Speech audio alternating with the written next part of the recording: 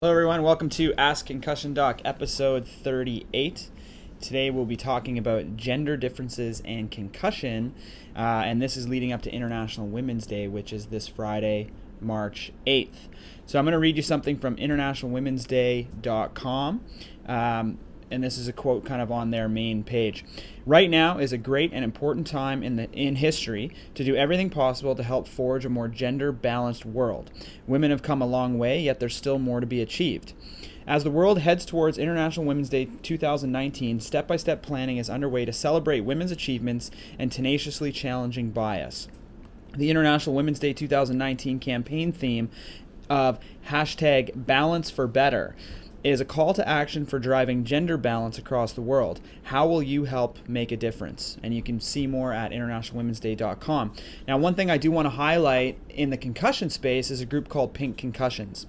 And this is from their website. Pink Concussions is the first ever nonprofit organization with a highly personal and urgent mission to improve the pre-injury education and post-injury medical care for women and girls challenged by brain injury, including concussion incurred from sport, violence, accidents, or military service. We are #PinkTBI. You can find out more about Pink Concussions at pinkconcussions.com.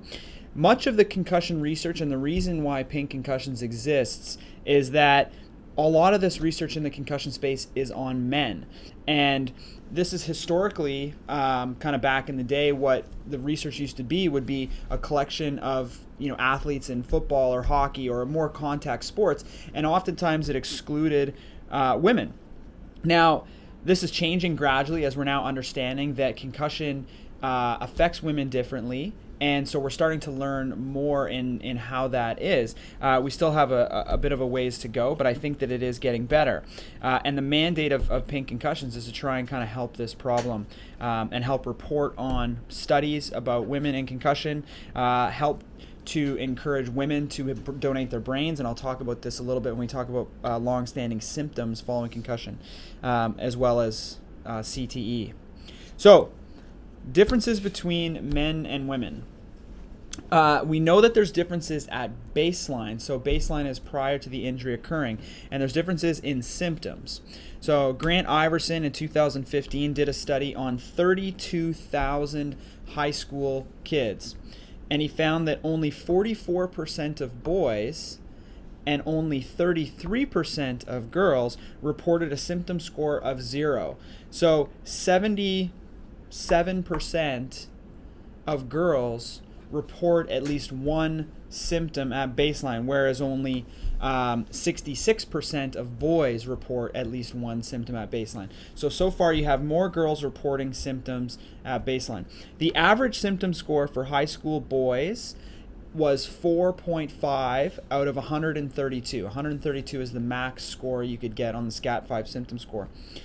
The average symptom score for girls was 6.5. So there's already a significant difference between boys and girls just in terms of their pre-injury status. Now, this is going to become important when we're talking about post-injury care. And this is pretty consistent throughout the literature. It seems that certain symptom clusters and only certain ages actually have these differences. So this is really interesting, and I saw this presented at the NABIS conference last year. So that's the North American Brain Injury Society. And when you look at 10 to 12-year-olds, boys and girls, there is no difference between their symptom scores. They're equal. But then when you get into the 13 to 17-year-old age range, girls' symptoms spike way up. Boys' symptoms spike and they hit their peak, but they don't spike as high as girls. So this is where the difference and the gap starts, is the 13 to 17-year-old age group. As they get older and you get to the 18 to 22-year-old age group, the difference remains the same, but both symptom scores start to drop. So the peak baseline symptom severity score is highest in the 13 to 17-year-old age group in both sexes. However, that's where the gap starts. When you look at the symptom clusters between the two sexes, this is where you see a lot of the difference. So when you look at cognitive symptoms, so difficulty concentrating, difficulty with memory and all that stuff, it's basically the same between the sexes. No matter what age group you're in, there's very little difference in men and women or boys and girls in reporting those types of symptoms. But when you look at the emotional symptom cluster, such as sadness, anxiety, more emotional, that symptom cluster has the huge gap in it. So if you were to remove the emotional symptom cluster, the difference between men and women wouldn't be that great. However, when you include the emotional symptom cluster, which is an important component of concussion, that's what increases that gap to a really wide level. The girls are also higher on physical symptoms, so headaches and dizziness, but it's not as wide of a gap as emotional.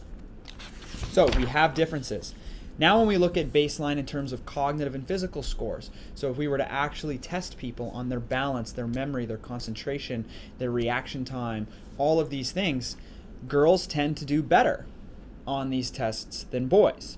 This study here from Combs in 2019, brand new publication that looked at NCAA Division I athletes, and they found that females reported a higher symptom score at baseline. However, they performed significantly better on the standard assessment of concussion, which is the SAC, which is your memory, concentration, delayed recall components of the SCAT. They performed better on balance, the balance error scoring system, and they also performed better on cognitive testing that was done through CNS vital signs. So although women and girls tend to have higher symptoms at baseline, their scores on physical and cognitive measures tend to actually outperform boys. Interesting. Let's look at injury susceptibility now. Girls get more concussions than boys. This is pretty universal throughout the literature, where girls get more concussions than boys. In sports that are played by both sexes, girls get more concussions. So this study here just came out right at the end of 2018, and this looked at high school and college basketball players. And they found that in boys, concussion in basketball was the fourth highest injury that was reported, and it was 9.6% of all injuries that were suffered. In girls, concussion was the second highest injury reported, and it was in 16% of all injuries. So you can see the discrepancy here. Prien in 2018 was a systematic review comparing sports looking at concussion incidents, and they found that women's ice hockey, which is a non-contact sport, has more concussions than men's ice hockey, which is a full contact sport. Women's soccer has more concussions than men's soccer. So generally, if you look at a sport that's played by both sexes, women will have a higher incidence of concussion than men in that sport. Now, is this because women are more susceptible to injury, or are they just more honest and more likely to report? So we don't really know why girls report more concussions than boys, but there's some theories. So the main theories that are out there, there's three main theories. Theory number one is that the neck to head ratio of women is a lot smaller than it is for men. So women's necks, if they're thinner and potentially weaker, they're unable to control the head as well as a man's neck would be potentially, so that when an impact happens, there may be more force delivered to the head, so that maybe injuries are happening with less force, or when injuries are happening, potentially they're more severe. Second possibility, hormonal differences and fluctuations with the menstrual cycle. This has been kind of mixed in terms of the reports that have been done. Some studies have shown that it does make a difference. Other studies have shown that it has not. Other studies have found that the birth control pill has no effect on it, so which kind of regulates hormones throughout the cycle. So that one is kind of mixed right now, but it's still one of the theories that exists. The third theory is that maybe women are just more likely to report when they have symptoms. They're more honest to say, I don't feel right, something's off, I think I have a concussion, whereas the boys might try to kind of, play the tough guy and tough it out. So that might be why. So it might not be a difference in the actual concussions in themselves. It might just be a reporting bias where women tend to report more. So, but we know, whatever the reason may be, that women report more concussions than men. Recovery. Women also tend to take longer to recover from their injuries. And when you look into women that are over the age of 40, they're more likely to have permanent symptoms as a result of concussion. Again, we don't know why this is, but there's some theories, and they're pretty much the same theories as why there's increased susceptibility for women. Number one, maybe the injuries are more severe. If there's a thinner neck and the head gets hit, maybe there's more acceleration, more force delivery to the head, and therefore a more severe concussion. Theory number two, maybe women are being more truthful in reporting their symptoms. So it's taking them longer to recover because they're still thinking or still reporting that something doesn't feel quite right. Whereas potentially on the men's side, they're saying, I'm fine, and going about their day. Three, hormonal differences. Again, fluctuations around the menstrual cycle potentially may be delaying symptoms or preventing recovery from occurring at the same rate. Again, don't know, kind of mixed on that. And then a fourth one here is that we know, and we already reported this in baseline, that women tend to be higher on the emotional symptom scale, which is your sadness, kind of depression, anxiety, and being more emotional. They tend to be higher on that in terms of baseline symptom scores. So to begin with, if that symptom score or that symptom cluster is already higher, we know that those types of symptoms, such as anxiety and depression, already set you up for a prolonged recovery, no matter what sex you are.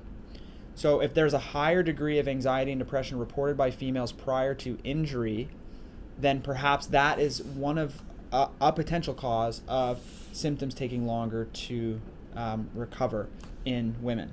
So those are kind of four theories. We don't actually know what the difference might be. We just know what the results are, and the fact is that women tend to take longer to recover. Treatment differences. I'm not aware of any research that's been done looking at the differences between men and women in terms of treatment. I haven't seen anything that suggests that we should, as clinicians, be treating women or different than men in any way. So our treatment approach is always the same, whether you're a man or a woman. I think that more research needs to be done on this because maybe we're missing something.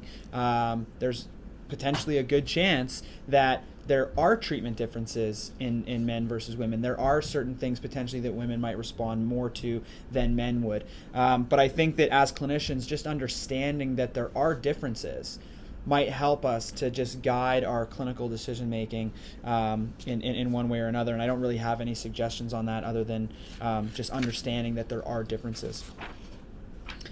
Long-term consequences. So concussions potentially cause neurodegenerative changes within the brain, known as CTE. Again, research on this is very, very early stage, and we don't know a lot about it.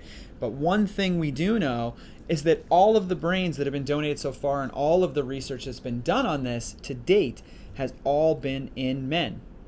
We don't have a single donated brain of a woman to be able to look at to say there's something here. Okay?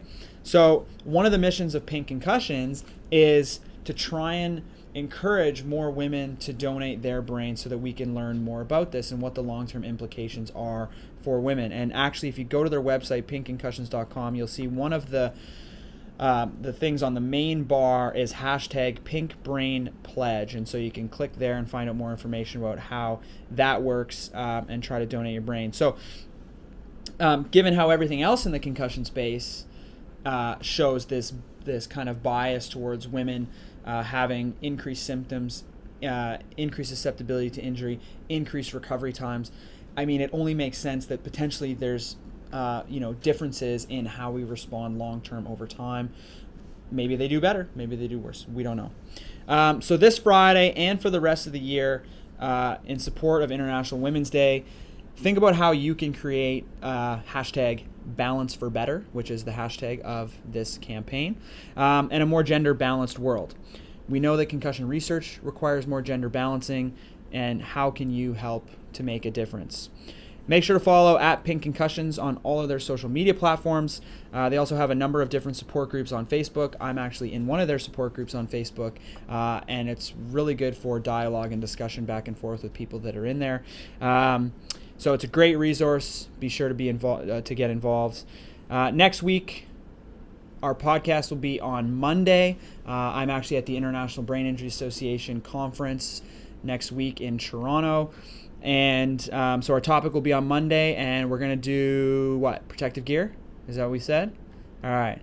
So we're going to cover the research on protective gear, helmets, mouth guards, neck braces, collars, whatever you want to say. We'll cover all the research on that. So come find out everything you wanted to know about protective gear and concussions.